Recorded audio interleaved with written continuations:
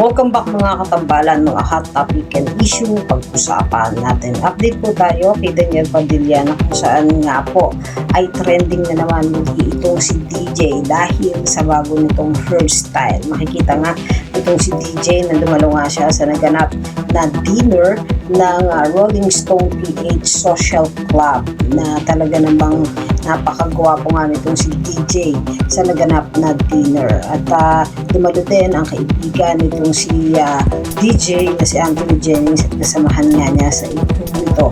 Talaga namang makikita nga na napakagwapo ng dalawa. At suportado din syempre si DJ ng kanyang pamilya. Present syempre ang kanyang ina na si Carla Estrada. Samantalang nagkaroon din ng renew contract itong si Daniel sa Don Machitos Coffee Shop na kung saan nga ay pumirma itong si Daniel ng kontrata. Makikita naman talaga kay DJ na napakagwapo nito na naganap na renewal contract niya.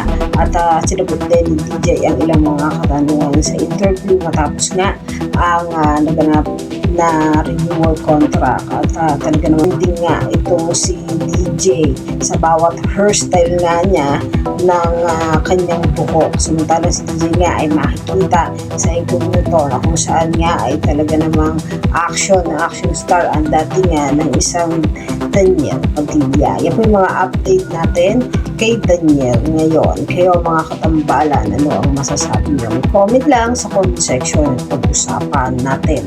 Yan ang mga hot topic and issue dito lamang sa Tambalang GG.